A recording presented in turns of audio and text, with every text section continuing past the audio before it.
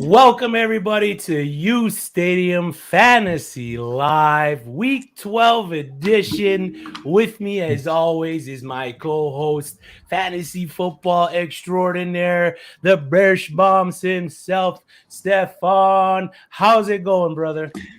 Man, oh man. I had a great Thanksgiving. I had a great, lineup. I mean, if you guys saw the TikTok I posted, you guys saw I had Diggs, Schultz, and I had my boy Darnell Mooney. Didn't get to the Mooney zone, but he got me that Mooney. So that's it, buddy. I can't complain. It's a good Thanksgiving. It was nice to have, 3 games in one day and just enjoy the Lions. Lose again, but cover the spread. So yeah, they did. That, can't complain.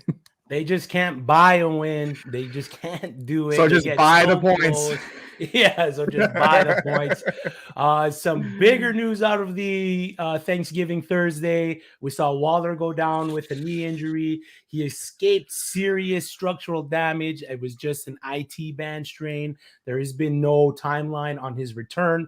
Hopefully he's back for fantasy playoffs for the people that own him. We also saw DeAndre Swift go down. He was on the sideline with no sling, so that was very good to see.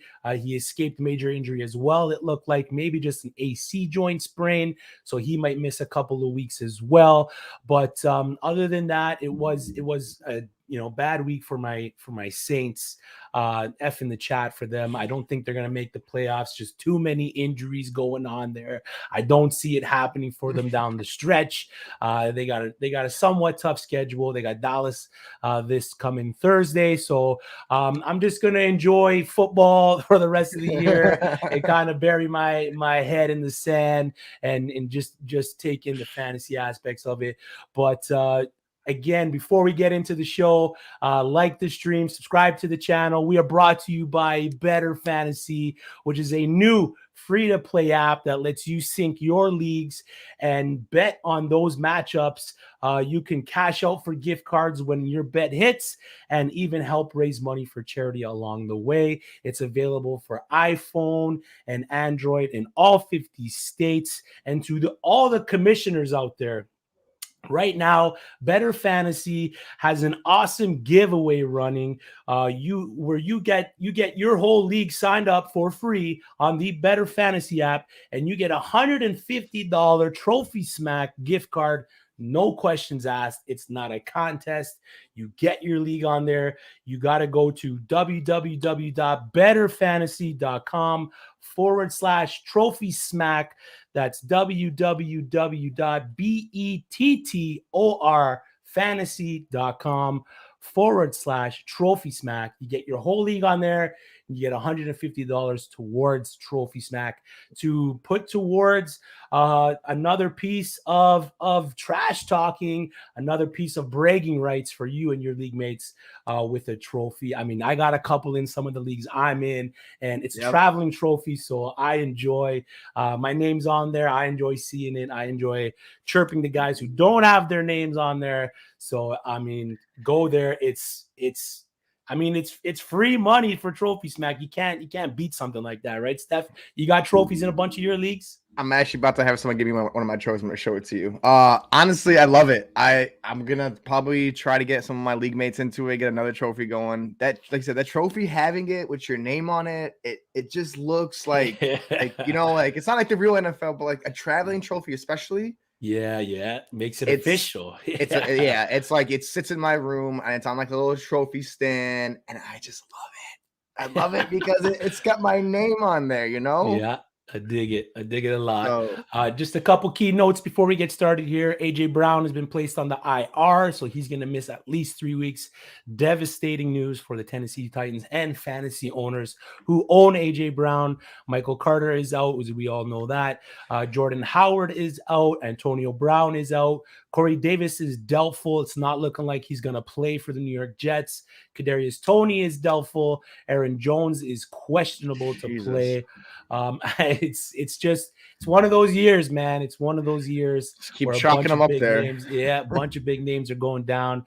CeeDee Lamb didn't play. Hopefully he's cleared for next Thursday. I mean, as a Saints fan, hopefully he's not. But as a fantasy owner of CeeDee Lamb, I hope he can play. The guy is amazing on the field. We're going to bring in our guest for today. We got a very special one. Today's guest is fantasy, NFL, and betting analyst for Champions Round, lifestyle liaison for 32-Bit, host of the Smalls Talks Balls podcast, which you can find anywhere that you stream your podcast. James Conner Truther, New York Giants fan and leader of the Muffins, Steph Smalls. Steph, welcome to the U. That would be my favorite introduction I've ever gotten. What's going on, guys? I'm pumped to be here. Happy it's Sunday. We get ball again. It's a good day. Yes, we do. It's a good day. I mean, I'm sure you're even happier. I follow you on Twitter, and I see your joy that Jason Garrett has been let go as the OC of the New York Giants. I mean, you got to be pretty happy with that. Yeah, it's probably a little too – it should have happened a little bit sooner, but nonetheless, we're happy. Ignore my dog who is joining us this morning. I wish it happened a little bit sooner, but it happened, and that's good. Maybe we can actually start stretching the field out, and maybe we can start using some of those wide receivers that are on the team that we paid for. Yeah, exactly. $76 man. Yeah. When an old lineman has more TD catches than your first round pick and your prize free agent pickup, I mean, something's got to happen. Someone's got to go, right? Yeah, and I saw this morning too. Reports are coming out that maybe Gettleman will also be leaving New York, which would be another lovely thing. It's time for some changes. It's nice to see that they're actually trying to do something rather than allowing the misery to persist any longer. I'm sure it's not going to be a quick fix, but something's got to give. I mean, with all the talent that's on that team, it's just pathetic at this point. What's happening every single Sunday, and the fans deserve a little bit better. Yeah, I agree. I mean, there's going to be a lot less hand clapping on the sidelines, but I think we'll take wide receiver touchdowns over hand clapping. I'll take any touchdowns. Yeah, exactly. We're talking like the dude, I don't even know what the number that they've barely scored since he's been there, so he had to go. It just wasn't working. Yeah, I agree. Now, Freddie Kitchens has been put into the role of offensive coordinator for the New York Giants. We saw what he did when he was given the role for the Cleveland Browns. I think 3 years ago, he did bring that Cleveland Browns offense. He brought them alive for that little bit of a stretch. I think they finished 5-6 down that stretch with him as the OC. Now that Jason Garrett is out of the picture, what can we look forward to for fantasy purpose for the New York Giants offensive weapons like Saquon Barkley, Kenny Golladay, Kadarius Toney, even Evan Ingram, who has a plus matchup versus the Eagles this week. Right, and I think that finally we're going to get to see the wide receivers, and that's the hope, right? And if that doesn't happen, that's just a travesty at this point because, I think that's what's going to happen. He agrees. Oh my gosh. So, excuse yourself. But I think that the thing with my problem is Saquon. I don't know that we're still going to get what we want out of Saquon. I think if anything, the wide receivers and Ingram, like you said, are going to be the ones that probably get a little more loving from Freddie Kitchens. We saw him last year when Jason Garrett did have COVID. He came in. They weren't able to air the ball out a little bit, but hopefully we get a little bit more of that because, come on, as a truther, I obviously did pick up I have a lot of Kenny Golladay, I have a lot of Kadarius Toney, and I want to see it happen. So I would be very happy to see that actually start to pick up. Yeah, I agree with that. With Kadarius Toney's doubtful to play today. I don't see him playing today per se, but a guy like Darius Slayton, with the fact that Kitchens is in as OC, could he be a DFS start for fantasy owners today? Yeah, I'm so sorry. What are you doing this morning? Are you excited or something? We are a pro dog show. So she's being crazy. I haven't been home, so now she wants me. I guess she agrees with Darius Slayton. I actually lean on Darius Slayton for DFS today, and I'm someone that has been very down on him, very negative. I felt like he was very pushed out of the playbook. His role was going to get taken over when they did draft Toney, when they brought in Kenny Golladay. But last week even, we saw him get more involved. Right now, he's the guy that Daniel Jones knows. So yes, if they can get Daniel Jones throwing the ball, I'm in on Darius Slayton this week. And I in some of my, it's a rough year with injuries. I actually have to start him in a couple places for fantasy as well. Yeah, I don't hate this start. Steph, you got any stock in Darius Slayton or any Giants wide receivers? Like, do you have any confidence in what Freddie Kitchen's going to be able to do? So I'm pretty in on Kenny today. I think Kenny started being vocal too, where he was very frustrated, not happy with the way that Jason Garrett was using him, and I'm hopeful that with him gone. Because we've seen it. You know what the most frustrating thing with being a Giants fan is you see the spurts and you see that it's there. All the talent is there. You just have to put the pieces together. Like, what happened to that Saints game? Where is that Giants team? That's the Giants team I want to see. I don't want to go in and have the tackle catching the touchdowns, have Daniel Jones getting clobbered, and not using it like what is happening? So they need to use their players, and hopefully, I took Kenny anytime TD today. Why not?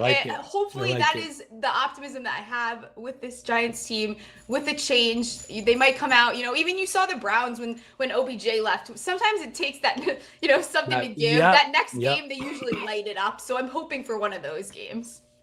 Yeah, I actually took, not you say Slayton, I took his yards today for a prop bet. I think that because Shepard's out, Tony's out, Ingram, it's like every time Ingram gets the opportunity to be the guy, he just somehow doesn't do it.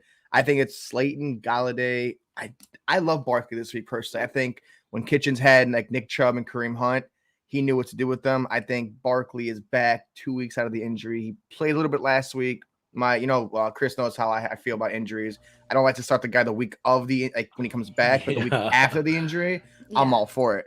So I mean, Slayton yards, Kenny Galladay. I'm hoping I have Kenny Galladay nowhere, but to see him in Detroit, how he was with Stafford, it's there. It's sad because Jason Garrett was supposed to be the guy to help him get almost to what he was supposed to be like, and now it's like, hey, all right, Freddie Kitchens is up. Let's see what he can do. I think today is going to be one of those days, and the entire public is fading the New York Giants. That might not be the smartest thing to do today. I don't think so either. I think the plus 3.5 all day. Slayton's yards killed my parlay last week, so I'm really butthurt at him. I am not amused with how that went because usually he's not involved. And okay, now you're going to get over 33.5. I thought that was a kill it to take the under on that, and he just absolutely destroyed me last week. But I think that's awesome because he probably will be more involved. I didn't look at what Kenny's were set at, but I think Kenny gets in the end zone. If this Giants team wants to prove anything to the fans, it's home. They're retiring Strahan's jersey. They got rid of Jason Garrett. They announced that maybe Gettleman's leaving. I think that's enough to really put some fire, the Eagles under this team's butt. Divisional matchup.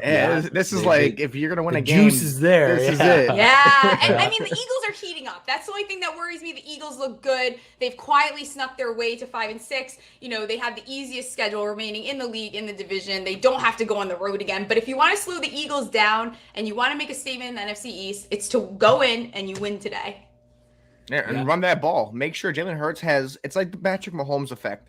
When he was so good so many years, everyone's like, how do you stop this guy? You take away possessions from the game so he doesn't have a chance to score 50 points. Exactly. Take away Jalen Hurts' rushing ability. Take away one possession here, one possession there. They're going to win this game. And it's not going to be a high-scoring game. I think it's one of those NFC East slobber knockers where it's 24, 21. Yeah, something like that. It is every time I swear. Oh, it's gonna be a nice one though. It's one of those cold weather, because I just watched the Michigan Ohio State game, the Michigan State Penn State game, and that was just nothing but snow game. I'm like, this is that time of the year where football and the under hit more and more. So it's definitely one of the good games of the day. Yeah, I think it'll be a fun one. It always is when these two teams match up too. So I'm looking forward to it. And I hope that this was enough to get this team going because I can't watch any more bad football on this team. I put my Lawrence Taylor on. I'm ready. Let's go back to what the Giants were at one point. I want to see good defense. I want to see the secondary step up today. If they can cover Devontae Smith, they can contain Hurts. There's no reason that this team can't walk away with the win. It's going to be tight. I don't think that it's going to be some crazy blowout, but they could definitely win this game.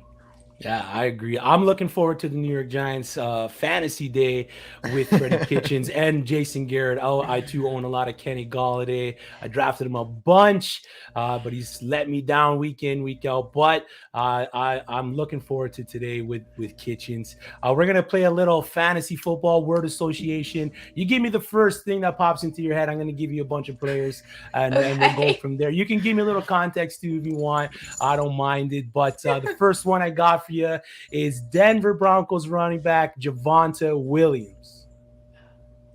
Please. Please. Oh, gosh. I don't know.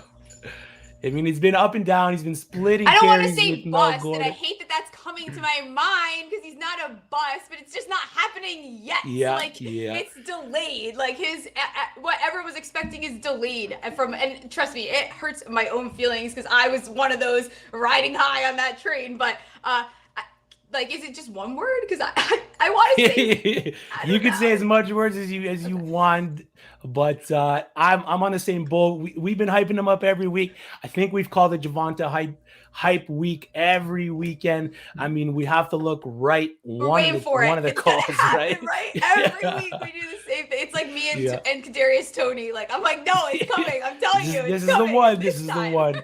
Exactly. Okay. Next player. This one hits close to home for you. Tight end Evan Ingram. Bust. Vomit. New York bust. Dropsies. He actually has played better. I should not be as mean. He's probably one of the most frustrating players though, because just when you're ready to give up on him, he goes and has a really nice game, which is incredibly frustrating. And then the second that you're not on him, exactly. You're on him, he's bad. You're off him, he's doing great. It just never connects. Decide, what do you want to be, Evan Ingram? Decide. Yeah, I agree with that one. Next one I got for you, quarterback Jalen Hurts. Phenomenal. It's annoying. As fantasy goes, he couldn't be better. I mean, he's QB1 through 11 weeks of play.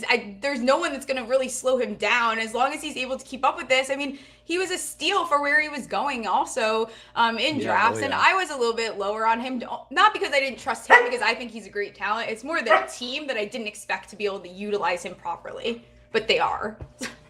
Yeah, I think we're all scarred from last year's Eagles team, and we're like, no, they're going to do it to us again. And then Jalen Hurts is like, no, I got this. No, you don't. And we all faded him, and he's like, I told you guys, just you didn't listen. All right, next one I got. There's been a few weeks where this guy's been on a lull, but the past couple weeks he's been kind of on a high. Quarterback Patrick Mahomes. Human. How do I say not QB1? I think that he was everyone. I was trying to tell people and this wasn't. I wasn't saying fade Patrick Mahomes. I just feel like there was guys that you could get and you could wait in drafts, and everyone's taking him as the 101, and he just isn't the 101. And he wasn't going into this year. I don't believe he is, and. Because you can get a guy like Jalen Hurts. You could have waited till the second round to sneak in and get someone like that. And so I think he's obviously, we're seeing a resurgence from him. And I think he was so used to everything was kind of on a silver platter for him. And now he's facing a little bit more of adversity. He's, and his O-line play isn't as good. And now he's learning how he has to make adjustments, which he maybe didn't necessarily need to do. And he could just rely on talent for quite some time. Yeah, I agree with that. I think they're missing that one wide receiver to complement Tyreek Hill. As good as Travis Kelce is, if they can have another guy on the outside or a guy that plays slot good enough to be that dump down guy to kind of ease, because you've seen it once teams take away Travis Kelce, he kind of struggles a bit. He's just chucking it up there. To find Tyreek Hill. I mean, Tyreek Hill's and he gets a little panicky, goes into savior mode, and we're like, don't do that, Mahomes, because now you're turning the ball over, bro. Just chill out and either throw it away or hang on to it. I've never seen so much Twitter panic those couple of weeks there where he was faltering for fantasy. I'm like, me anxiety. Some days so anxious, just chill, just be Patrick Mahomes. And it's no knock to him when I say all this. It's just he was going to face a team that was not as pretty as it was the team he's had in the past. So I think taking him, you're still getting a fantastic. He's a great fantasy quarterback. It's no knock to him, but I think at the 101, we're going to see 101s change a little bit, I think, next year, especially with the way running backs have been getting injured. And so I think we're going to see, it's going to be a fun off season for fantasy because I think we're going to see a lot of changes. Yeah, there's going to be a lot of change in the guard. I agree with that. This guy you were high on preseason. He is the touchdown leader for running backs. Running back James Conner. He's like literally the love of my life. I am obsessed with James Conner. I'm not even gonna lie. Like all I want for running backs, like, is to go to a team that doesn't abuse them and preserves their longevity, and we can get the running back that we love and the running back that was drafted. And James Conner was not in that place, right? So he was somewhere that unfortunately he was getting like it was too much volume. He needed low stress. Yeah, exactly. I'm going to say baller will be my word association. Baller. It's like he's just been it. a baller this year. He's doing awesome. And it's been so fun to watch him actually like get a resurgence and get the attention that I think he deserves, because I love the way he runs the ball. I think he's a fantastic player. He's awesome in the red zone. So I'm so happy to see James Conner do well. Yeah, I agree with that. I got a few more here for you. Guy, he had a big day for the Chicago Bears on Thursday versus the Lions. He's been the go-to target for any quarterback that's been playing for the Chicago Bears. Wide receiver Darnell Mooney. Stud. He's a stud. Yeah, he really is. Yeah. Oh, we lost Steph. Oh, no. I mean, I guess your take on Darnell Mooney was that hot. It was so hot. They threw him out of the show. Oh, you guys you're back. Me? There you are. Yeah, we did. It's all good. We were just saying your Darnell Mooney take was that fire that it just blew up the internet. We have weird things that happen like that where you say, like, Trevor Siemian last week cut me off for like 20 minutes on the show. That's I'm like, so funny.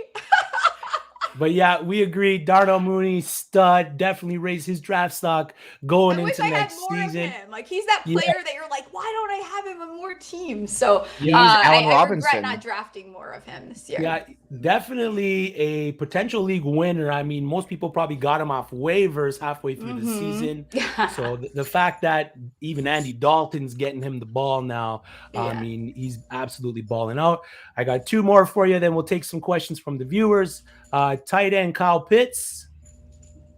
I don't know how I feel about. I was so high. I'm still gonna say unicorn. Like, he's still that guy. It's just, it's kind of been like, it's a little. It's not as exciting as I thought it was gonna be. Yeah.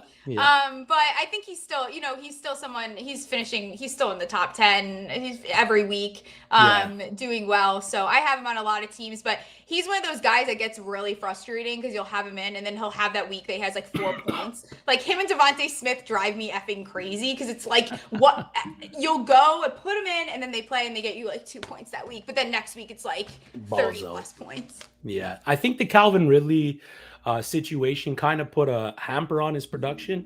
I think if Calvin Ridley was there, he'd have a little bit more open looks. But now that defenses know that he's pretty much the best wide receiving option on that team, they're kind of taking him away, which is opening up Cordero Patterson, who's having an amazing year for fantasy owner. He's questionable to play today. I think he's going to be in the game. He was a limited participant all week. I mean, some fantasy owners, these game time decisions drive me crazy. I miss the old days where they had like out, probable, doubtful, questionable. Now it's like you're either questionable, doubtful, or out, and I just have an anxiety attack every time I see that. I just need to know, especially when you have like a ton of teams. It's like you guys don't realize that how much time it takes to go through 34 fantasy teams. Yes, I feel your pain. I feel your pain on that one. Even Aaron Jones all week is questionable. We still don't know if he's going to play or not. I don't know if I'm going to trust the workload that he's going to have this week, but I don't know. I think I'm going to keep Dylan in and just hope that Aaron Jones is just a decoy or minimal snaps. I got one more for you. The guy who's throwing Kyle Pitts the ball, quarterback Matt Ryan. Oh, God. Old. Old, yeah. But this is the game he's going to do it. I'm sad, but here's the thing, like, I just wish these guys, I think the problem is we have Brady, right, who is this, like, not normal. He's not a normal specimen, okay? Yeah. And I think that these other guys that have played in the league with him for a while, like, they really want to get that next ring, or they really want to stay. It's like sometimes you kind of have to just learn how to take the knee and it's time to retire. Like Big Ben, Exactly. It's painful to watch. He really can barely is. walk on the field. Like, it's legitimately painful, and you don't like seeing that. Even Drew Brees at the end there, you saw his arm strength start going down, and you hate to see that because it's guys that you like have loved to watch football for years and years. Yeah. So it's time. Matt Ryan, it's time for Matt Ryan to retire. To go, yeah.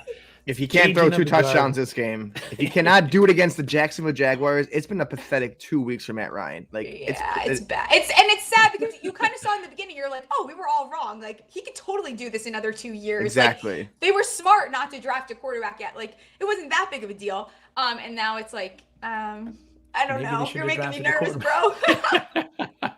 I agree with that. Okay, let's take some viewer questions. Let's see what we got from the viewers. Kevin Clark, play 3 of Devonta Smith, Michael Pittman, Adam Thielen, and Damian Harris. Feel like I'm favoring all the wide receivers over Harris, who is questionable to play. Do you like a certain 3? Are you going with the wide receivers? I like the wide receivers here. Yeah. Harris especially, I think he is still questionable, even if you've seen what Stevenson and these other guys can do. So I'm leaning away from that. I think these other, Pittman has a little bit difficult of a matchup. I think Devonta Smith should fare well against the Giants. And Thielen, I always play Thielen. You're not going to miss me with touchdown regression. He gets in the end zone somehow every single game. He's probably had one game this freaking year that he didn't have a touchdown. So I'm all in on Thielen always. And Pittman's been a stud. And Devonta Smith's got the Giants. So the Giants are probably going to end up Giantsing. So I like that. The Giants are going to Giantsing. I like that. Ryan Potts, my buddy needs help. I'm kind of in this boat as well with the rocket arm QB Zach Wilson starting now for the Jets. Are we starting Rashad Bateman or Elijah Moore? Rashad Bateman. Yeah, it's going to be Bateman. I'm Bateman. Also, here's the thing with Elijah Moore. You don't know what you're getting with Wilson too. We don't know how that's gonna play out. Corey Davis is banged up, but Bateman is right there on that breakout game. I mean, it's right freaking there. His numbers have just been trending upwards. There's no reason that this guy doesn't break. I'm all in on Bateman. Yeah, and I'm usually a week late on these guys. I called the breakout last week, so it's probably going to happen this week for Rashad Bateman, especially with Lamar back under center.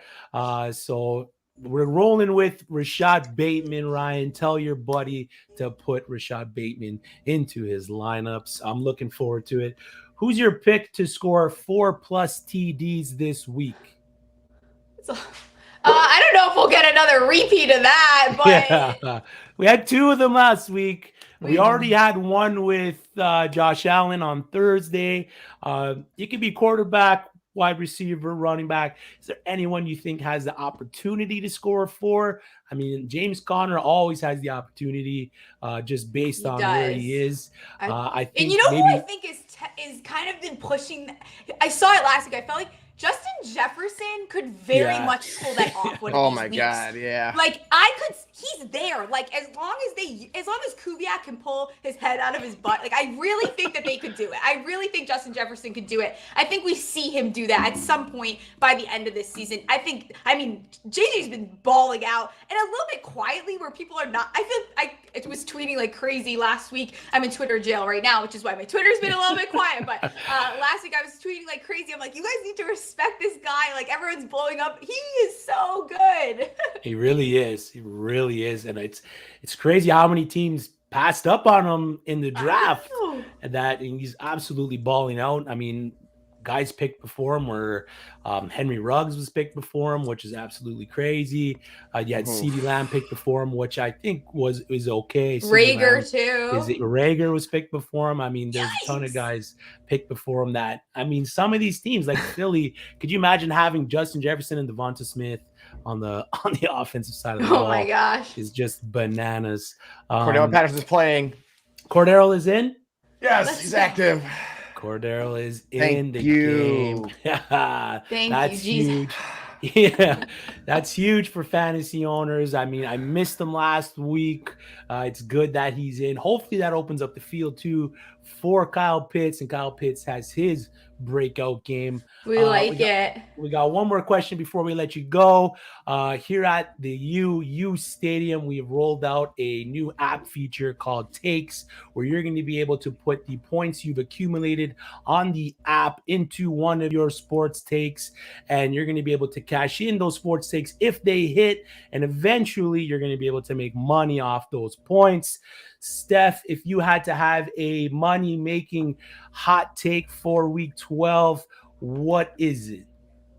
The Giants win today. There you go. I like it. We'll stay very on brand, Yeah. and with today we'll go. The Giants are going to take this W. I put money on that money line, so we're just going to ride it out. Ride it out. I like it. It's a big juice day for the Giants. Like you said, they're retiring Michael Strahan's number.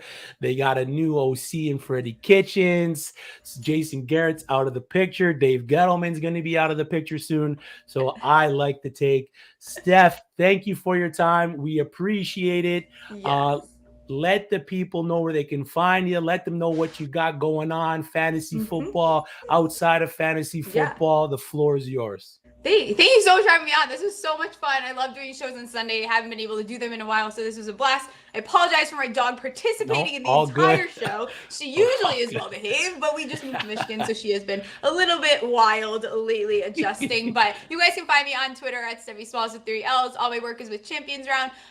We have the next round of our micro fantasy coming up. You guys can check out our app.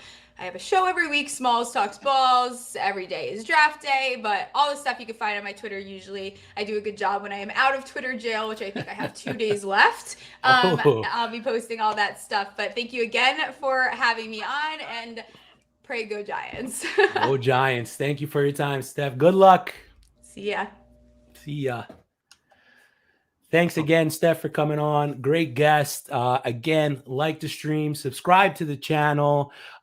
We are brought to you by Better Fantasy. Better Fantasy is a new free-to-play app that lets you sync your fantasy football league and bet on those matchups. You can cash out for gift cards when your bets hit and even help raise money for charity along the way. It's a brand new company looking to grow their early adopter community. It's a slick app. It's fun to use. And one of the reasons we love it is they also offer prop betting. So if you're in a state that hasn't legalized gambling yet, you can get in on some of those prop bets on Better Fantasy. It's totally free to play. Download today for iPhone and Android. And to all the commissioners out there, Better Fantasy has an awesome giveaway running with Trophy Smack. You get your whole league signed up for free on the app, and you get a $150 Trophy Smack gift card. No questions asked. You just got to go to www.bettorfantasy.com/Trophy Smack, and better is spelled BETTOR fantasy.com/Trophy Smack. Steph, it's a big week, week 12. Just a little PSA before we get into our must starts and must sits. If you're out, if you're eliminated from playoff contention, set your lineups. Don't be that guy. Yeah, play spoiler. The guys at the top are playing for that first round bye. If the first round bye is available for you guys, they're playing for money. Some guys finish first in the season. You're playing for money. Guys are always jockeying for position. Play spoiler. I mean, if you can't win the championship, some of the best feelings you can get as a fantasy manager is playing spoiler to those top seeded teams that are in it. So don't forget to set your lineups. I mean, we got 3 more weeks of regular season fantasy. If your league starts playoffs in week 14, you might want to consider changing leagues because there is buys on week 14. Jonathan Taylor especially is on a buy. So you don't want to mess around with that kind of stuff.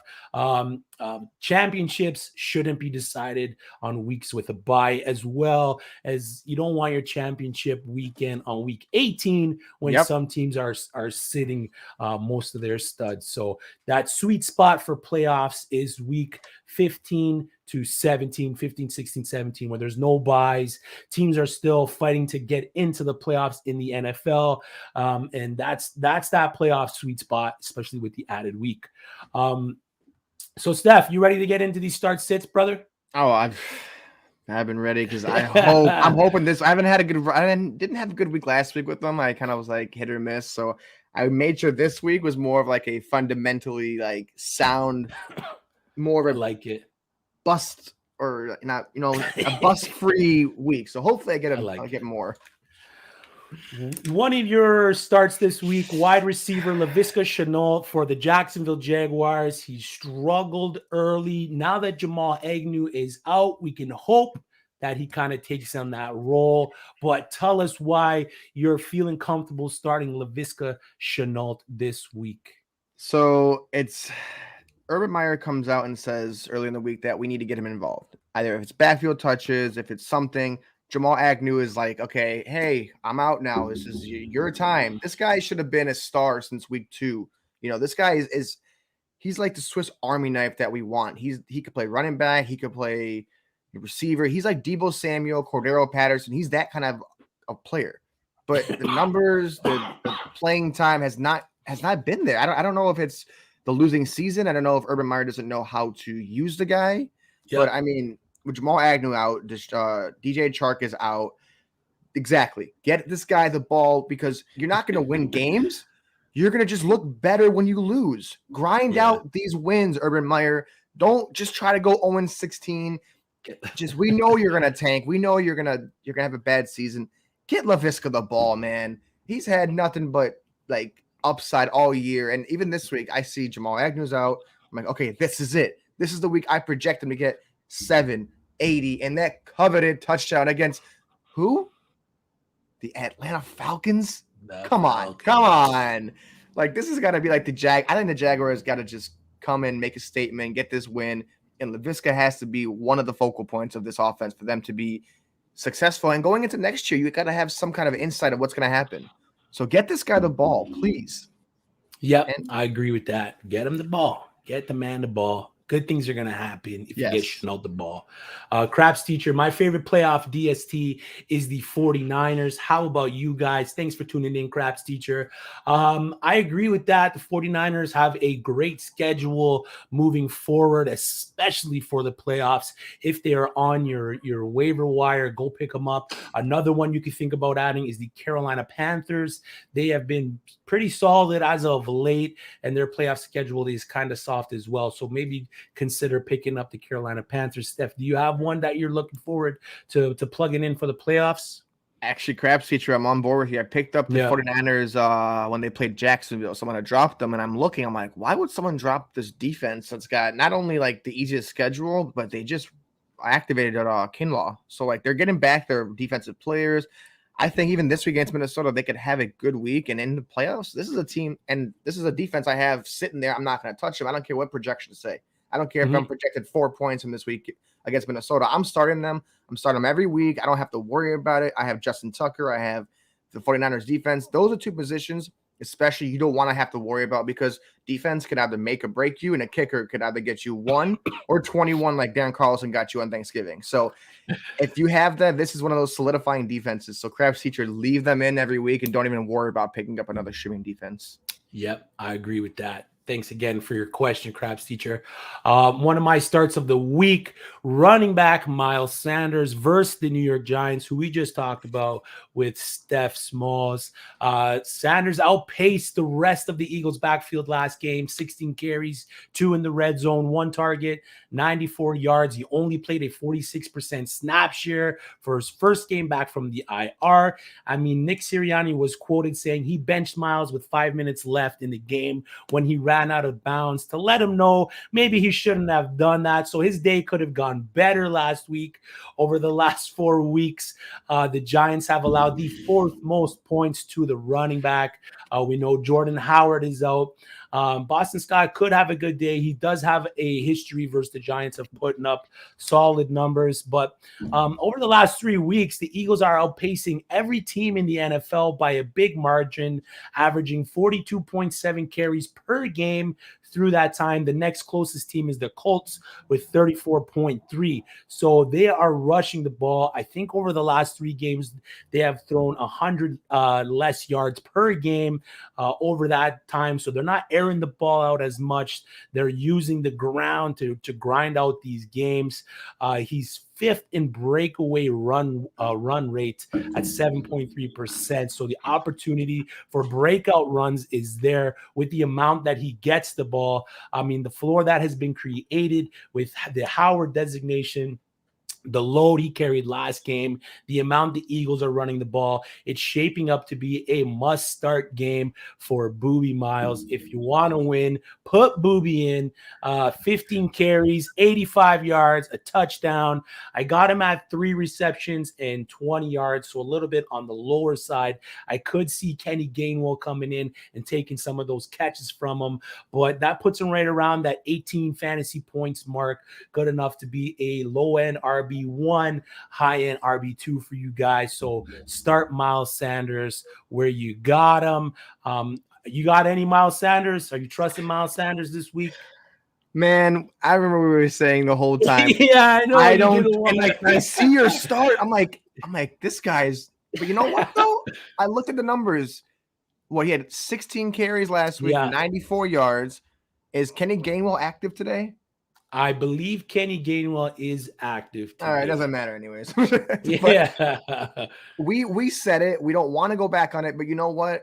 I will hop on the train with you. I think that little bye week he had, aka the injury, kind of gave like the head coach like, oh God, we suck without this guy.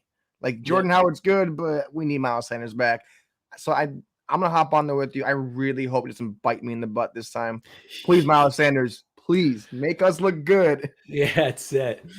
All right. Getting into some of our sits of the week. You're sitting running back Donta Foreman for the Baltimore Ravens. He's been pretty steady fantasy producer over the past couple weeks that he's been the RB1 for Baltimore. But why are we sitting Donta Foreman this week, Stefan?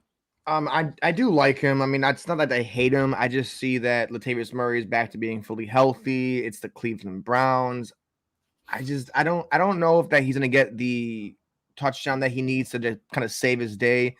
He has been getting receptions. I mean, last week he was 6 on 6 in catches, 31 yards, 16 carries, 49 yards. He did get that last second touchdown, which kind of made his day that much better. And it kind of like, turn him from an RB 4 or 5 to an RB, like RB, I think. No, turn him from like an RB like 15 to like RB top 10. So like he did get that last touchdown that saved the day. I don't know. I just think that with Lamar Jackson back, he's going to take away all those rushing again. I think Rashad Bateman's in for a huge game. And I think Mark Andrews is going to be also as well. That defensive line in Cleveland is not a joke. They got Jadeveon Clowney. They got Myles Garrett on the edges. And I just think Donta Foreman better get his pass game up. He better make sure to pass block. You gotta stop the two monsters that are coming off the edge. My projection for him this week is he does get 12 carries, 50 yards rushing, no touchdown. And I do see him getting minimum of 3 catches for maybe 25 yards. It's just the game script I don't think will be in his favor. It's a tough matchup. And Murray there, I mean, I don't know if Tyson Williams is even in the NFL anymore. But I just think that with those 3 running backs that are there, it's going to be hard for him to have like one of those consistent days where you start him and you're not worried about him. Yep, I agree with that.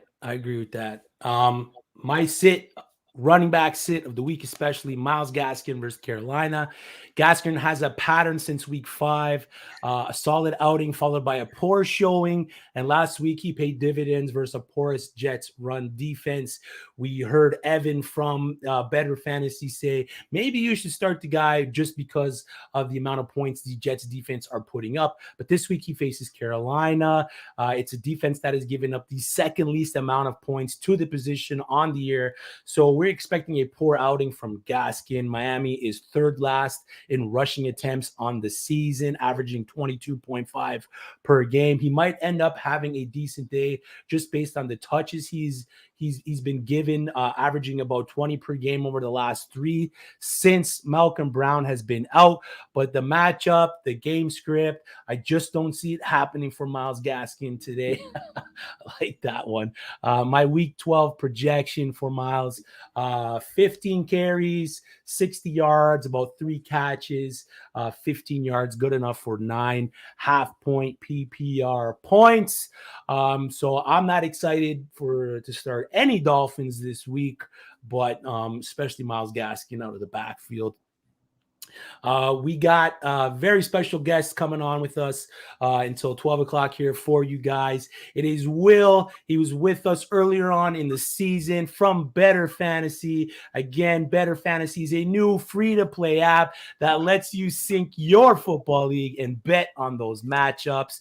You can cash out for gift cards when your bet hits and even help raise money for charity along the way, which is solid. It's available for iPhone and Android in all 50 states. And right now they got a special promo going on with Trophy Smack, where if you can get all your league over onto Better Fantasy, they're giving out a $150 gift card to Trophy Smack.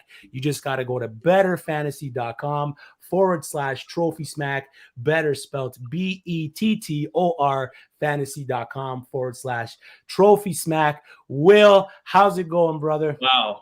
Man, Chris, what a great intro. That's what he does best, I swear. We appreciate you having. I appreciate you coming on to the show.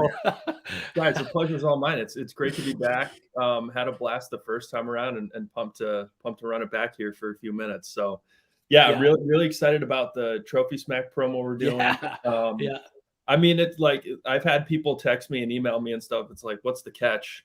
You know, and honestly, there is none. It's just we've been so fortunate to have, a great reception to the platform, and none of it would be possible without the fantasy leagues that are on it. And so we want to make sure that we're taking care of everybody that's been so good to us. And a Trophy Smack trophy is a great way to help say thanks. And personally, I love them. I think they're cool as hell, and it just it levels up your league in a way that. Mm-hmm. The payout's obviously awesome, but having the tangible trophy is really cool to have. So really pumped to be partnering up with them and stuff. Yeah, I like winning money, as both you guys do probably as well. But the bragging rights of having a trophy, I always send pictures of it to my league mates to make sure it's well taken care of. It's always polished. I got it on my bedside sometimes. My wife's not too fond of that, but hey, when it's a grind, it's a grind to win these trophies. It's not easy. So to be able to hoist one of those things, I'm looking to get a championship belt. I mean, I think those are pretty cool. To be able to walk into a live draft with the belt on is always something that I'm looking forward to doing. So I'm definitely pushing out the league invites to get all my leagues onto Better Fantasy and all the users on there to get those Trophy Smack gift cards. Go ahead, Chris, if you don't mind. So one of the things with the promotion too, we haven't really talked about it that much, but when people, get the users on and then we reach out and stuff like that, we actually are going to be giving away a ring too, along with that. Awesome, man. That's awesome. So that's shout out to Trophy Smack for that one. Yes. I mean, they're just great people to work with, cool people, and they're in it for the same reasons that we are. So it's all good. Awesome, man. I got a highlighted matchup for you to kind of maybe break down. It's one of mine for the week.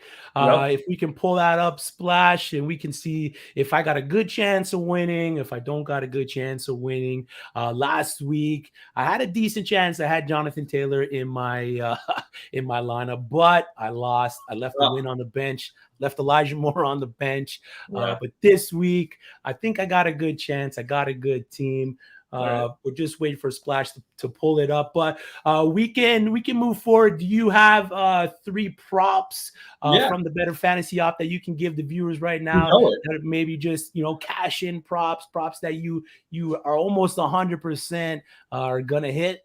Yep. No, absolutely. I mean, it was looking really good last time I was on for the. It really was. It really was. Yeah, it was.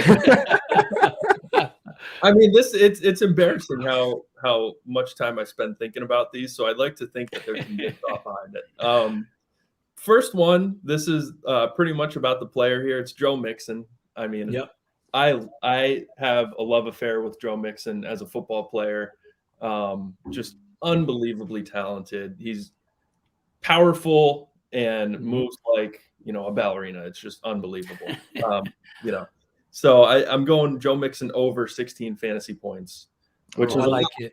That's not a small amount, but he's going to get some work in the passing game, and that's 16 fantasy points and half PPR scoring.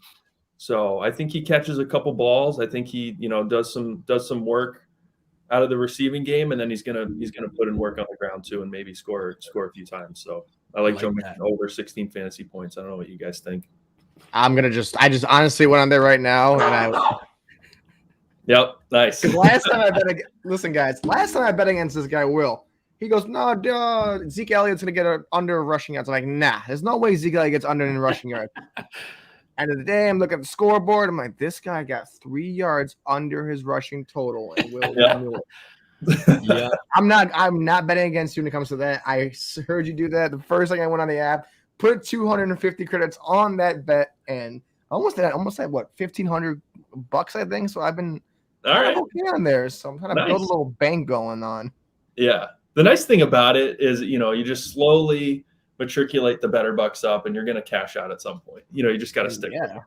$100 here, $100 there, touchdowns, yards. I love the how you integrate the fantasy points. Like that's like a whole different level of like betting. Like, and I'm a degenerate, so I love to bet what I can sometimes. So when I'm like fantasy points, and I got Joe Mixon in a lot of leagues, I'm like, I like where that's going. So I don't make sure to hop on that hype train. What's been interesting for me, Stefan, is like sometimes I've actually hedged against like guys that are on my team. So if there's a Monday night matchup and I need, like last week, I needed Saquon to score me some points. So I actually bet his under. That way it's sort of like hedge my happiness a little bit. It's like, I got this, but then I got that. Yeah. Yep. It's a win-win or a lose-lose, depending on how you look at it. But I think hedging has been a great word or term for the year too. Like I've hedged a lot of my bets where I'm just like, oh God, I gotta do something about this. So it's just been one of those years. Amen. You guys want to hear number 2, or do you want? Yeah, give it to us. Yeah, go ahead. So this one here, I have Darrell Henderson, who I also love. I have him under 15.5 rushing attempts.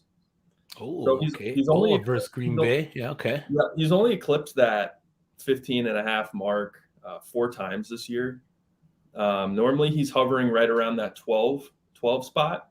And the reason I think under is a good play here is because that Green Bay rushing defense is pretty stout. Yeah.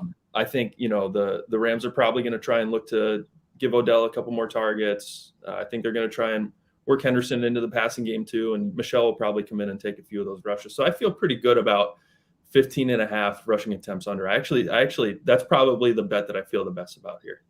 I like that one. Especially with the game script opportunity that's going to be Green Bay just keeping pace with the Rams, scoring in the game on today. I'm really looking for. I like that one. I like that one a lot, actually. I just tailored it again. I just put 175 credits on that. I'm gonna see what you do today. I'm gonna follow some of your bets. I'm gonna put some of mine in, but like. Yeah, I like it. I mean, you're right. The numbers don't lie, and Henderson is good, but he's been doing it with not a full workload.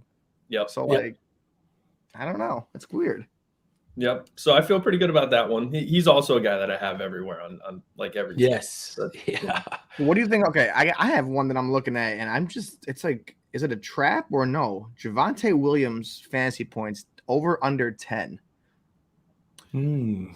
Yeah, I mean, I think that's a good line just because it's so up in the air with how they split the backfield. Like, I think Javonta Williams is probably the better back at this point, over Melvin Gordon. Like, you give me one to start my team with this year, I'm probably taking Javonta.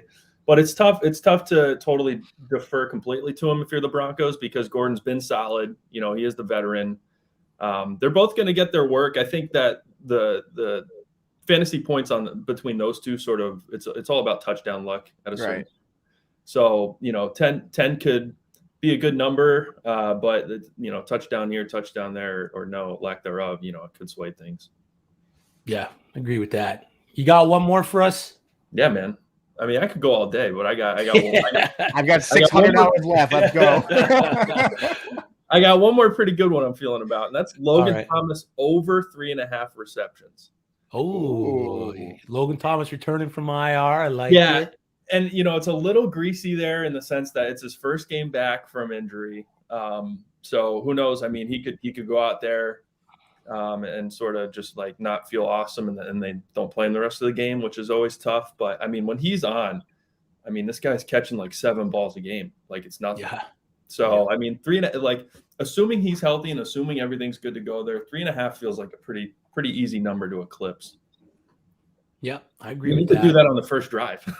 Yeah, he was a focal point for the Washington football team offense when he was playing. I think Kurt Samuel designated to return as well. He's active today, so he's going to be there as well to open up a bit of the field. Terry McLaurin's a stud. He's going to get the ball. So I don't hate that Logan Thomas over under. I like the over on that one, 3.5. Like you said, he could hit that in the first drive with the Washington football team. So we got Joe Mixon over 16.5. Yep. 16, just solid 16. Over 16. Yep. We got Darrell Henderson under 15.5 rushes. Yep. And then we got Logan Thomas over 3.5 receptions for the Washington football team. There it is. Go to the BettorFantasy app. You heard Will's prop picks for the week right there. Cash them in. And if you don't get them, I mean, let Will hear about it on his Twitter, right? Yeah. Yep. I'm here. I mean, I'll take it. Yeah, I feel pretty good about it. The Mixon one is a little bit emotionally driven just because I love him so much. But, I mean, he's been balling out. Like, he's already I agree. Like, him, Jonathan Taylor, McCaffrey, those are the guys that you want on your team right now from a running perspective, so it's just a big part of that offense. There's no other real running back behind him. It's snaking carries. He's part of the passing game. So I definitely like the over 16 on that one. Definitely. Yep. Amen. All right. Before we let you go, we're going to pull up the matchup of the week. We got the picture here. I'm Kuiper's Kids. That's my team name. I'm a 14.9 point, I believe, underdog. So I'm not projected to win, but I like the build of my team this week. I think I got Cordell Patterson on this one. If you can just pull up the roster there. Yeah, I'm on the right side. So I got Ryan. Jacobs had a decent day. Elliott also had a decent day. Boyd, Watkins. I'm a little light at tight end, but Jack Doyle has been serviceable. And then you got McCaffrey, Cordero Patterson, Tyler Lockett, and Tua. The other side has a bit more studs. They got your boy Mixon, Dalvin Cook. Dak had a pretty good game. Myers, who's been touchdown dependent. And you got Higbee as the tight end, who is the leader in red zone targets for the tight ends. But I think right now he's like tight end 15 or 16 on the year. You got Gaskin, who we just talked about, as one of my sits. Mike Williams, wide receiver, who started off absolutely great. He did have a good game last week, but can you do it again versus Denver? And then Mel Gordon, who's in a plus matchup, in Carson Wentz. Do I got a shot? Hell yeah. Yeah, you do. Yeah. Absolutely. I mean, Patterson playing's huge, obviously. Yeah. See, I don't think the Patterson one, he's like really quickly, I don't think he's actually injured to the point where like he's not going to like really play. I think outside of being out Thursday, he's like fully 100% healthy. And I think that might be your difference maker with McCaffrey. Yeah. Yep. Watkins and Boyd there is kind of tough. Ryan's kind of tough. But I mean, let's see if Ryan can bounce back against the Jags. Like Pitts is still there; he's still solid. We'll see if Gage can maybe do a little something. And then Patterson too. Obviously, that's a pretty solid stack there if they can get it going. So, I love your money line. If I'm being honest, what are your odds on that one? It's probably around 250. He's got 245. 245. So money line's good. Over under, I think I'm gonna get the over on 128.3 and then spread 14.9. I like my chances this week. Anything can happen any given Sunday. That's why we play. But again, you guys can see the Better Fantasy app here. This is what it looks like. This is the slick Better Fantasy app where you're going to be able to, like we talked about. One of the things I enjoy about it the most is the fantasy points prop bets. You're moving past the receptions and rushing yards, and you're moving into the like we have Joe Mixon 16 points. I mean, it's another added aspect to fantasy football, and we love it.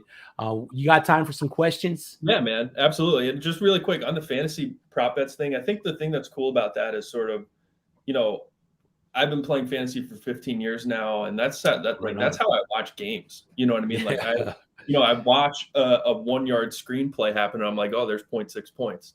Exactly. So it's nice watching the players and betting on the player props from the fantasy side of things, because that's just how, like, personally, I'm trained to watch games now. Mm-hmm. See, people think I'm crazy, but do people think that that's overcome your like football knowledge? Because I don't think it does. I think if anything, like you're like a revolving calculator. Like, oh, Cordell Patterson 16-yard catch, that's 2.6 points in PPR. Like that's literally how I operate too. I'm like, oh, it's a one catch for no yards. It's still 1 point for me. So exactly. Breaking down every play. Yep. Especially when you get into the IDP aspect of it and you're watching both sides of the ball, tackles, tackle for losses, QB hits, pass deflected. Every play has a point total to it. You're always just breaking it down and looking at it. But Lou Triple D, thanks for tuning in, Lou. We got Will from Better Fantasy joining us today. Ramondre Stevenson, Chase Claypool, or Donta Foreman. We were big on Donta Foreman last week. Then Dontrell Hilliard had the day. So it's just one of those running back rooms that you just can't trust moving forward. So I think it's between Ramondre and Claypool. Do you like one over the other here? They're both solid options. I mean, you could be doing a lot worse in the flex. I think it's definitely between those two. Ramondre probably gives you a little bit more of a floor, I think. We'll see what Harris does. I mean, it's the Patriots, so like you just never know. And they're splitting the backfield almost like 50-50 after last week. So yeah. So I mean, I feel like Ramondre's pretty safe. Claypool, division game against the Bengals. I mean, he could go off for 3 touchdowns anytime. So I think if you need the upside, I think it's Claypool. If you need the floor, I think it's Steve. Yeah, I agree with that. Stefan, you got a take on that? You agree with that? I mean, see, like I love Ramondre. I picked him up in a lot of leagues, and then watching that Falcons game, if it wasn't for that big run that got called back, Ramondre's having a bigger game. Mm-hmm. I'm scared to say Ramondre. I like the guy. He looks like if it's a dynasty league, get him. Have him. Yeah. But it's just I don't know if he's gonna be like that guy who's gonna put up numbers like he did when Harris was out. Harris had the neck injury. They might lean on him a little bit more. But Claypool's in an offense where it's just really him, Freiermuth, Najee, and Deontay. And to me, Claypool's number 2 outside of Najee because he's a running back. But I would probably go Claypool. I think just because, like you said, it's New England running back. Bill Belichick doesn't care about our team. He cares about his own team. And if Ramondre and Damon Harris are getting 15 carries each and 60 yards, he's okay with that because to him, that's a 100-yard rushing day. So I'm going to go Claypool for this one. And I don't want to even start on Foreman. I made such a fire YouTube short on Foreman. And I'm like, oh, it's got so many views. And I'm like, oh my God, I feel so bad because I told so many 800 people watched it. And I don't want to know how many people started the guy. So I don't want anything to do with it. I'm sorry, people. I'm sorry for telling you that Foreman propaganda. But I don't. It happens, buddy. No one would have been able to start Dontrell Hilliard. It was just one of those maybe flash in the pan games. Maybe it's Foreman this week, but it's definitely a backfield that I don't want any part of moving forward. We got another question here. Splashy Molly, Javonta Williams or Ty Johnson, full PPR. Do Javonta Williams has a plus matchup versus the Chargers, who are kind of porous versus the running backs. And then you got Ty Johnson, who's going to be put into a role with Michael Carter out. If you owned one of these guys and you had to make a decision, we know the situation with Javonta, with Mel Gordon pretty much sharing snaps. We did see him have his best snap share total last week. But are you starting Javonta over Ty or Ty over Javonta this week? Is there one you like over the other? Probably go with Javonta. Yeah. I mean, we were talking about the Williams and Gordon split backfield, and it feels like Javonta is sort of trending up. Ty Johnson is definitely interesting because no Michael Carter, right? But Tevin Coleman's still there. He's a veteran. I don't think it's just a situation where you can plug Ty Johnson into like 20 touches or anything like that. Javonta is a pretty good player, so I think you go with the talent there and avoid the Jets at all costs. Oh, and then look, he just says avoid the Jets, and look who comes in the chat. Me. What's going on, Frankie? I mean, and running backs, rookies, even rookies, that fact, after the bye, seem to take a bigger role on for some of these teams that are meddling or in the playoff hunt, in that messed up or mixed up playoff picture. It's pretty much jumbled in both sides of the league, AFC and NFC. I don't hate the Javonta start over Ty Johnson. Ty Johnson should see some passing work, but I think Javonta's ceiling and floor is going to be much higher this week. Agreed. Brandon Ayuk or MVS full PPR. I think the play here is Brandon Ayuk. Finally. Yeah, we can finally say Brandon Ayuk is the play. MVS did have a nice game his last outing, but Brandon Ayuk's been a focal point in that offense these past couple weeks. Yep. Very exciting to see Ayuk finally get back into it. I mean, I'm so tempted. I was so unbelievably high on him before the season started. Yep. And I mean, it's really funny. I was really high on him and Trey Sermon before the season started, and I got them on literally no teams. So it all worked out. But yeah, no, I think Ayuk's the player this week. MVS definitely interesting. Got some work last week. We'll see if he can repeat it, but I think Ayuk's the move. Yep, I agree with that. And I know, Stefan, you definitely agree with that one. You've been high on Ayuk these past couple weeks, and it's finally paying off. It sucks though because I haven't started him. I'm like, okay, if Patterson's out, I'm gonna flex Ayuk. And then last week I'm like, I'm gonna play Ayuk, but I started Mooney. And I'm like, no, I want him to do good in my lineup, not my bench. But it's probably it's whatever it is. So I'm just glad he's back to being what I wanted. I know, Will, you were a big fan of him too. I'm just glad that this second half of this season, I dropped him and then picked him back up. So I wasn't able to miss out on that. And like I said, that schedule is a cakewalk going forward. And there's no reason for him not to eat when they're all healthy. It seems he eats more than when there's no one else on the field. So it's good. Can I do a quick digression? We just talked about schedules there, Stefan. Of course, yeah. So kind of one thing I did yesterday was I picked up the 49ers defense over the weekend, looking ahead towards the playoffs. They have Tennessee, they have Houston, and they have Atlanta for the final 3 weeks of the year. I mean, three offenses you don't mind going up against. So if you're out there and you're looking at the playoffs and you can maybe afford that extra bench spot, probably don't start them against Minnesota today. But I mean, that's a pretty good playoff schedule there for a streaming defense. Great playoff schedule. That's why I told Crabtree, I was like, leave him in there. I was like, leave him in there. Don't even touch him the next 4 or 5. I don't even care against Minnesota. I mean, I'll start them. Why give yourself a headache every week and go, all right, let's flip the coin. Let's throw a dart. Let's see who we can get. So this is like a giving if you see them on the waiver wire. Yep. Got a question here from Brandon Kiernan. He needs Elijah Moore, Kenny Golladay, or Brandon Cooks. We talked to Steph Smalls earlier in the show. She's put money on a Kenny Golladay anytime touchdown, so she's expecting big things with Freddie Kitchens now OC for the Giants. Elijah Moore has been wide receiver 4 over the past 4 weeks. He's been absolutely lighting it up no matter who was at throwing the ball. And then you got Brandon Cooks, who's been a steady performer for the Houston Texans this week. They got a matchup versus the Jets. He needs 2. Which 2 are you comfortable plugging into your lineups this week? Solid options. Yep. So the Golladay thing is really interesting. Before I hopped on, I saw Kim Jones do a live report that said, they're going to try and actively get him his first touchdown of the year today, which is mind-boggling to think that Kenny Golladay hasn't scored a touchdown. Doesn't have any. Yeah.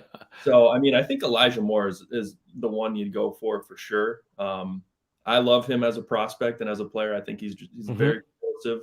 And then I think it comes down to Cooks and Golladay. And, if you want to try and win with the touchdown, I think that's a solid option. They're going to try and get it to him. So whether they can do it or not is a whole different thing. Agree with that. Thank you for tuning in. Frankie V, you guys probably said this, but what do you think of Donta Foreman this week? Hilliard a better option there in Tennessee, or avoid at all costs? I am under the avoid at all costs blanket here. I don't want any part of this backfield without Derrick Henry. It's just too unpredictable. It could be Hilliard. It could be Foreman. It could be no one. They could be both fantasy irrelevant. I don't like either of them, so I'm staying away. Yep, it's the entire. Actually, it's not even the backfield, Frankie. It's the entire offense. Don't even touch that offense at all. No Tannehill, no tight ends, no receivers, no running backs. I don't want any part of them at all now. It's just too ugly. Yeah, especially in the matchup. We all know the Patriots to take away a certain performer, one of the top performers for the opposing team. But who is that out of the Tennessee Titans offense? I guess it's Ryan Tannehill is probably the best guy that they're going to try to take away. So I could see the running backs getting a little more less people in the box and have a little bit of a more productive day. But again, man, I'm not looking forward to Tennessee Titans football this weekend. I think Pruitt catches a touchdown, though. Pruitt. No. So that's how low on the depth chart I'm going. Yep. No, so Splashy Mally, should I trade Damian Harris and TJ Hawkinson for Dallas Goedert and Darrell Henderson? I think I'm making that trade. Philadelphia runs heavy tight end packages. They like to get Dallas Goedert the ball, and Darrell Henderson is a potential league winner. So, make that trade. No brainer. Yeah, I agree. Will, thank you for your time. We appreciate you. We appreciate Better Fantasy. We're looking forward to everything that you guys are doing with the app. I'm really enjoying my time on it. The floor is yours. If you got anything going on with Better Fantasy outside of Better Fantasy, let the viewer know where they can find you. Go ahead, my man. The floor is yours. Yeah, thanks for everything, guys. Hopefully we can run this back in December. It's been a ton of fun to be on the show and just talk shop with you guys for a little bit each week. The Trophy Smack giveaway is pretty cool that we're doing, so definitely want to get that out there. Yeah. And then 2, we have koozies in the shop now, so make sure text me you guys' addresses. And I'll mail some to you today. I'll right on today after the show. Okay. But for everybody who's listening, we have them in the shop. They're $500 better bucks now, and they're pretty cool. So those are in the shop. We're going to be adding some more merch items too. So I'm saving up for that big gift card. I'm waiting for that big one. Nice. Yeah, we're definitely looking to add some more stuff to the shop too. And then we have a pretty cool new feature coming out very, very soon. That if you guys know, we do prop contests each week, and sort of going to be focusing around that. So definitely keep an eye out for that new feature coming out soon. But no, yeah, that's it. Just, how are you guys doing outside of fantasy and everything here? You guys doing good? Yeah, doing good. Snowy day where I am. I got a few inches on the ground, so I'm probably gonna miss the first bit of the 1:00 games. Going out there to blow some snow.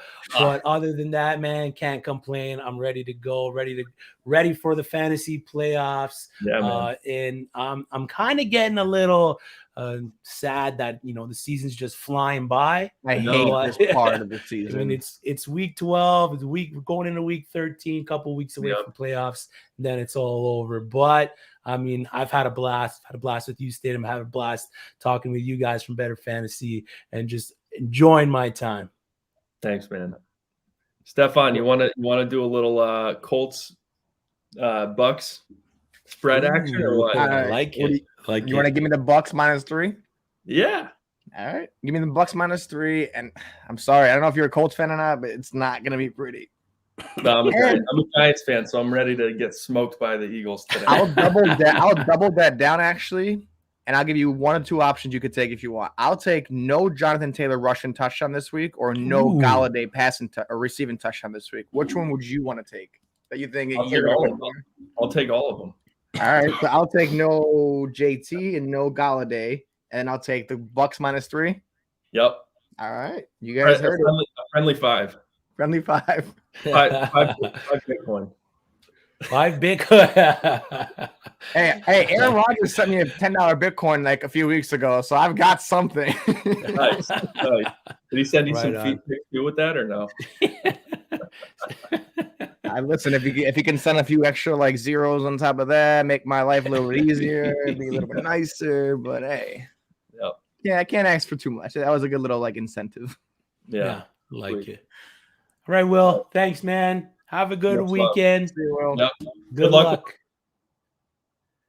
There it is, Will from Better Fantasy. Better Fantasy is a new free-to-play app that lets you sync your fantasy football league and bet on those matchups. You can cash out for gift cards when your bet hits, and even better than that, help raise money for charity along the way. It's available for iPhone and Android in all 50 states. Steph, let's get into our last little bit of starts and sits here before we get off.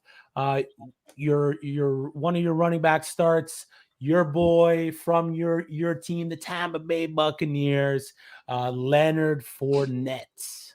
Yes, it is almost time for Lenny to come back to playoff Lenny. Last week he did tweet out to people that he's like, listen, I'm sorry I didn't get the ball as much. Like, I'll make sure everyone has to eat. I think this is it. I think going into the Indianapolis game, I think they know they have to run the ball. They have to establish that run. He's going to get the receptions like he always does. He's going to get, he's getting almost 6 receptions a game. This guy is back. This is the guy that was the Jacksonville running back that everyone was like, this is a great running back. This is what we got for the first round pick. Lenny in Tampa. It's a whole new guy. It's a guy that catches the ball, who runs the ball, who's trucking people, who's playing good pass defense or pass blocking. And I don't know if you guys saw that video of Brady hiking the ball, handing it off to Fournette, pulling it, telling me, hey, cover 2. Like, you got Brady throwing you the ball, Brady rushing with you the ball. Like, this guy is going to eat today. I think after like a few weeks of like a down, not what we were used to, he's back to RB1, RB2. I'm giving him, to me, almost a big day. I'm giving him 20 carries, 80 yards, a touchdown, 4 catches for 40 yards. And I think playoff Lenny is slowly creeping back. And I don't mean for the playoffs for the NFL.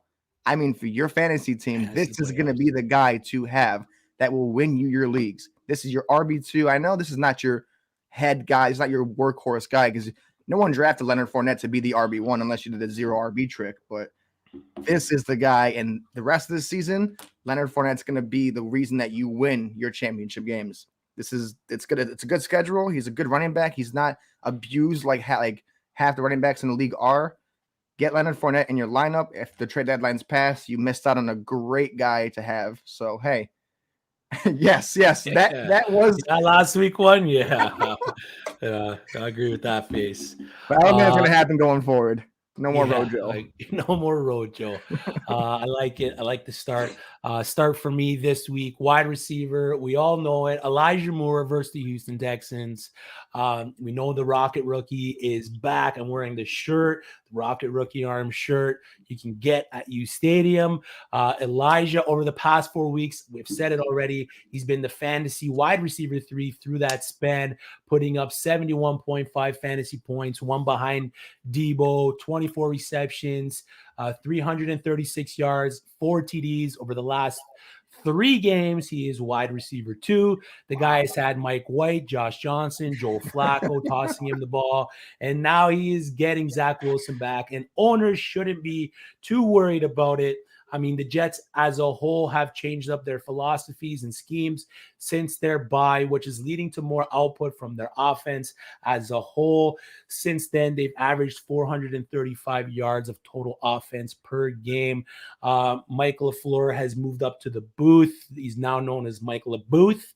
So the Jets, they have reworked their personnel, approaching it, basing it on the players, that leaning it towards their talents. It's become more of a Shanahan scheme, which is where LaFleur is from in terms of coaching tree. They are running a high amount of 11 personnel and 10 personnel, which since week 7 leads the league 13%.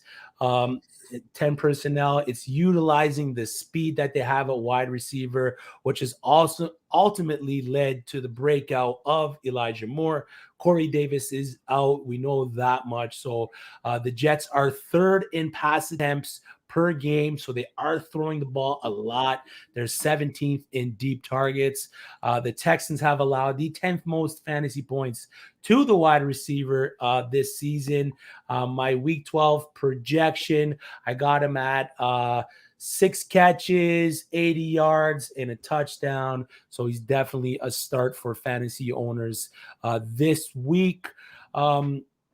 We got a couple other ones we'll run through quick, and then we'll just get to our sleeper starts and bold sits and try to get out of here so we can set our own lineups. And some betting. You're sitting wide receiver Cortland Sutton. He's been kind of non-existent the past little bit since some other wide receivers have come back into the fold for the Broncos. But why are we sitting Cortland Sutton this week? I mean, it's not pretty. Like, last 4 games, 5 catches, 9 targets, and 78 yards. Where are you, Cortland Sutton? What are you doing? Where are you? Why aren't you the guy that we drafted you to be? Yeah. So I'm not even gonna go off on it. I'm just gonna tell you that's his number for the last 3 weeks. I project him 4 catches, 50 yards. There's too many mouths to feed. There's 2 running backs, 2 tight ends, 5,000 receivers. Like, they're all getting paid. It's just not going to be a Cortland Sutton day. Yes, that's 65 targets and 0 drops, but hey, that doesn't produce fantasy points. I mean, he's not getting you like 6-7 catches a game. So this week, I'm okay with it. I'm not really a big fan of Cortland Sutton right now. He's in my doghouse. He should have been a receiver 2 all year. He's got the freaking frame of almost Calvin Johnson, but he's playing like he's freaking Justin Blackman. Like, he's not going anywhere.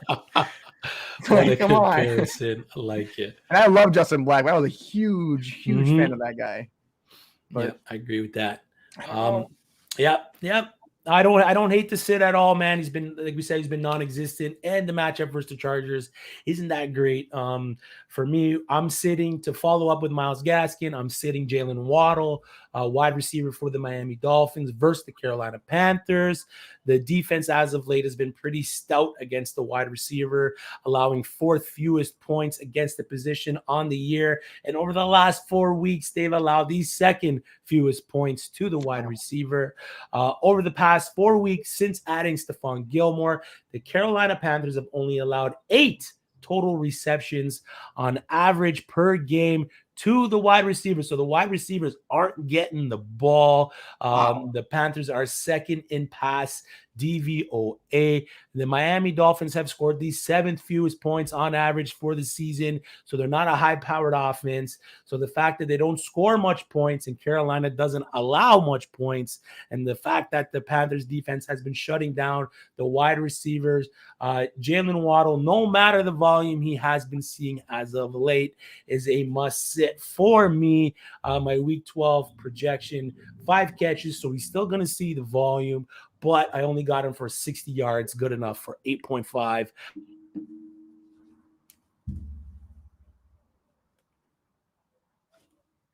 Half point before we get into our heavier stuff. You're starting tight end Dallas Goedert versus the Giants this week. Dallas Goedert is the equivalent to a shooter who's cold. It's like that saying, there's a cap in the end zone. Like when Dallas Goedert runs to the end zone, he gets stopped by an imaginary wall. I don't get it. Last week, he should have had 2 touchdowns. 2. He rolled over someone and didn't get the touchdown. I don't know if the world is saying, Dallas Goedert, this is not your year to score touchdowns. This man should have at least 7 touchdowns. He should be a tight end 5 on the season. I don't know if the fantasy gods, the NFL gods don't want him to be that successful, but that stuff stops today. This is going to be the day that he finally gets in the end zone after so many weeks of, touchdown called back. Touchdown called back. 1 yard this, 1 yard that. Give me Dallas Goedert. If it was a Sunday game, I would have started Dallas Goedert over Schultz easily, but I started Schultz over Goedert this week. I had that, I had that little that extra bonus to sit there and choose. Dallas Goedert, if you have him, he's going to sit there and he's going to get you 6 catches, 87 yards, and a touchdown. I think this is it against the New York Giants. They aren't the best against the tight ends, and this is basically the receiver too. This is the guy that they want to get the ball to that's not named Javonta Smith. There's no one else on that team that can catch the ball besides Smith and Goddard.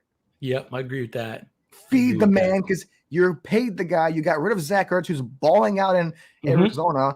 Please feed this guy because you will be happier and you will win more games. Even though you are winning, you'll look better offensively. Yep. Fire up Dallas Goedert. I got him in where I own him. He's a must start for me as well, especially this week versus the Giants.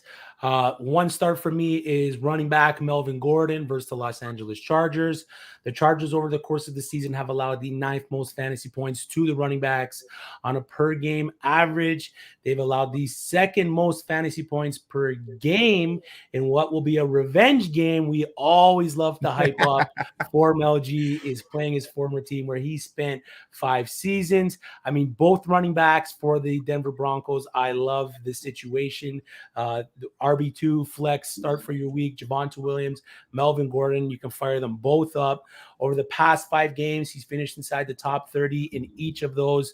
He's got 2 top 10 performances over that stretch in a game where the Broncos are going to want to limit the time that the high-powered Chargers offense is on the field. Look for Melvin Gordon and Javonta Williams to see a good workload. Even though they're splitting time, I think they're both due in for a good day. They both have the possibility scoring touchdowns as well. Week 12 projection for Mel, 16 carries, 90 yards, touchdown. I got him with 2 receptions, 25 yards, good enough for 17.5 half-point PPR points. So fire up the Denver Broncos running backs this week versus the Chargers. We got a couple sits. You're sitting the Titans offense as a whole. Just that's all I'm going to say about it. I don't even waste my breath. Sit them. Don't start them. I don't care who it is. I don't like it. There's no names on that team. Nah. Yep. And that's all I got to say about that. Yeah, I agree. I'm sitting Hunter Henry, tight end for the Patriots. It's just a matchup based sit for me. He's TD dependent tight end as TD dependent tight ends can be. He's facing a Tennessee Titans team that is top 10 in shutting down the tight end. They've only allowed 3 TDs to the position on the year and only 1 in the last 4 weeks. So again, it's strictly a matchup sit for me this week. Week 12 projection, 3 for 30, 4.5 PPR points. Let's get into our bolder stuff. This is the stuff that I like doing the most. Yep. It's exciting seeing some of these guys go off and then not go off. We did pretty good last week. Michael Pittman was one of my bold sits. I mean, he just didn't show up, but it was the JT day. Your sleeper start. And as crazy as it is to say sleeper start for this guy is Saquon Barkley, but he's your sleeper start for the week. I like it. I'm looking forward to Saquon Barkley's week. I own a lot of them. But why is Saquon a sleeper? It's not the name warrants a start. Yes, he's great. He's got unbelievable talent. But when a player hasn't been healthy, when he hasn't been on the field, he's not there right now. So he's a sleeper start because everyone, you're going to start him, but what are you expecting? I'm expecting a big game. I'm expecting this is the Barkley of age. And every time Barkley plays the Eagles, he has a game. He does better against the Eagles than he will against anyone else. So give me Saquon Barkley. Oh my God, wait, is that real?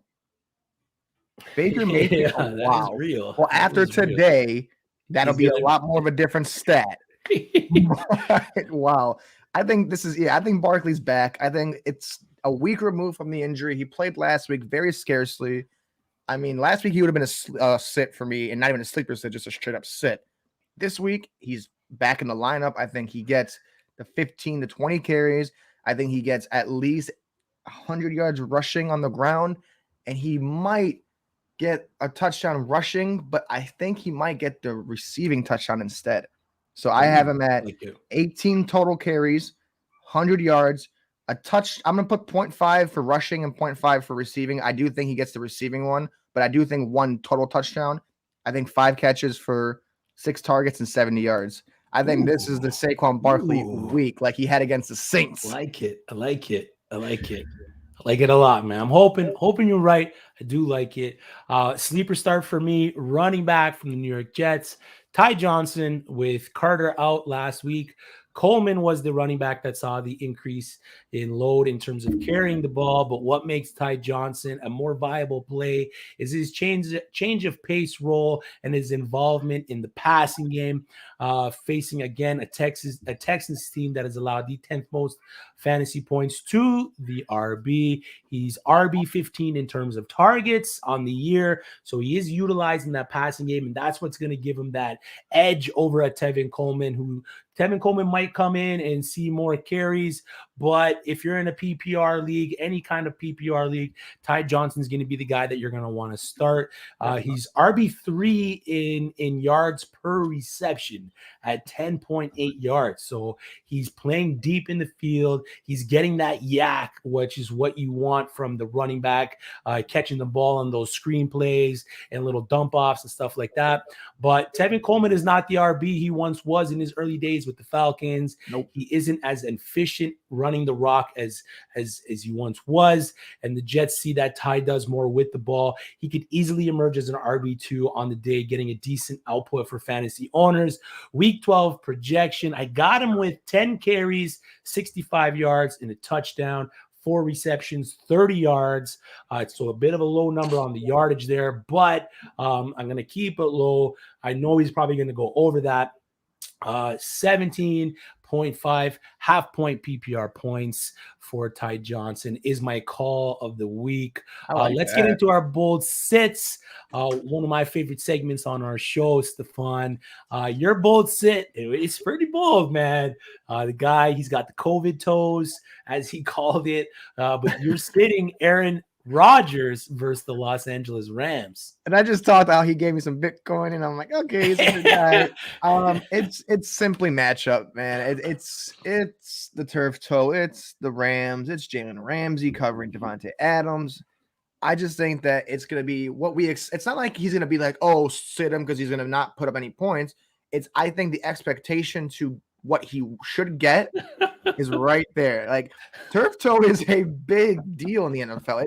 It really could like affect a quarter, and especially him. He's a mobile quarterback. He needs to run out of the pocket, like the little bootlegs, the whole like play action. He needs to run around a little bit to get going. And if he sits in the pocket, I don't know if he can withstand Von Miller, Aaron Donald on the defensive line. I just don't know if it's going to be like a 4 or 5 touchdown day. It's going to be 2 touchdowns. I think 200 and something yards, not 300. I think they're going to give AJ Dillon the ball. Is it in LA or is it in Green Bay? It's in Green Bay. Okay, yeah. It's going to be the AJ Dillon show, I think. I don't even think Aaron Jones is going to play. I just feel like it's one of those cold games. Rodgers is going to have a decent game, but just not what we expect him to have. Not like he's going to go 4 touchdowns, 300 yards. He's going to ball out. I don't see it this week. The injury kind of scares me. He downplayed it, but again, a turf toe for a quarterback. So if I had to project it, I'm going. Give me a projection here. Give me under 30 attempts. Give me under 300 yards and give me under the 2.5 touchdowns. Okay, it's not the biggest fit, but I feel like if you have a better option, someone's got a better matchup. I hate to say it, if Matt Ryan can do something against the Jacksonville Jaguars, I mean, hey, he can have a better day than Aaron Rodgers. It's crazy, but it happens. Yep, I agree with that. And my bold sit of the week, quarterback Joe Burrow. Joe Burrow over the past 2 games has only thrown 1 TD, 2 interceptions. In the last matchup versus the Steelers, while throwing for 3 TDs, he still only threw for under 200 yards. Most of those TDs came from Steelers turnovers, which led to great field position for the Bengals. Over the past 4 weeks, the Steelers have only allowed an average of 16 points to the quarterback. The Bengals aren't throwing the ball as much as we'd like. They are averaging the 7th lowest passing attempts per game. So I like the prop bet that Will brought to us earlier of Joe Mixon over 16. So I think it's going to be more of a Joe Mixon game if the Bengals do get the ball a lot. The Steelers are getting back TJ Watt and Minkah Fitzpatrick. Joe Hayden is still ruled out. So he might get a bit of an uptick in the passing game with that, but the Bengals offensive line has been struggling as of late as well. So with TJ Watt back in the fold, that guy's going to be an absolute monster chasing Joe Burrow in the backfield. I'm expecting a good old-fashioned AFC North game between these two, a game won in the trenches with the stud running backs Joe Mixon and Najee Harris. Both QBs are projected to have mediocre days, and Joe Burrow is a bold sit because up until week 8, he was a set it and forget it quarterback, but after that, he's been non-existent fantasy-wise. Week 12 projection, 180 yards, 1 touchdown, and 1 interception. So not a good day for Joey B to be in your lineups. Steph, buddy, another great show. Unless we have any questions, I don't know if we have any cues, but if not, that's it for us. I appreciate everyone tuning in. Like the stream, subscribe to the channel, download the uSTADIUM app. We are going to answer more questions once we get off of this stream. So the links are in the description to download it for Apple and Android, so you can get to us there. Go find the Fantasy Football Stadium and ask your questions. We are on there. We are breaking news on there a lot, so up to the minute news, up to the minute questions that we're going to answer for you guys. Steph, you got your trophy in hand, brother. Let them know where they can find you, man. You can find me twice on this bad boy. I'll tell you that. Twice on this bad boy. I wanted to show this earlier, but I couldn't. But you can find me on Twitter, Bear Spawn. You can find me on uSTADIUM. Listen, I will take the heat. I will take the smack talk. I'll give you my advice. I'll give you my 2 cents worth. If I'm wrong, I'm wrong. If I'm right, you'll love me. But hey, you know where to find me. I'm here every Tuesday, Sunday. I'm on my phone a lot. I'm Twitter, the uSTADIUM app. Just go out, ask me a question. We have 20 minutes until the games start. 1 o'clock games. If any start sits, please let me know. Me and Chris would love to help you guys out. This is what we do. We're cracked out for this kind of stuff. Yeah, that's a good terminology there. Again, I want to thank our guests for coming on today. Steffi Smalls, you can get to her on Twitter at Steffi Smalls with 3 L's. She's great content creator. Love everything that she does. And I want to thank Will from Better Fantasy for coming on, sharing with you guys his top 3 props of the day. Again, Better Fantasy is a new free-to-play app that lets you sync your fantasy football league and bet on those matchups. You can cash out for gift cards when your bets hit and even help raise money for charity along the way. It's available for iPhone and Android in all 50 states. And right now, if you go to www.bettorfantasy.com/trophy smack, better is spelled BETTOR, fantasy.com/trophy smack, and you can get all your league mates in your league moved over to Better Fantasy. They are giving away a $150 trophy smack gift card. There's no hidden agenda with that. It's free to sign up and they will get it to you. So go do that. Get a trophy, get a ring, get a belt, do what you got to do to make your league better. Your league mates will thank you for that. That's it for us today. Good luck, and we will see you Tuesday. Yep. You guys, good luck. Playoffs are on the way. Playoffs are on the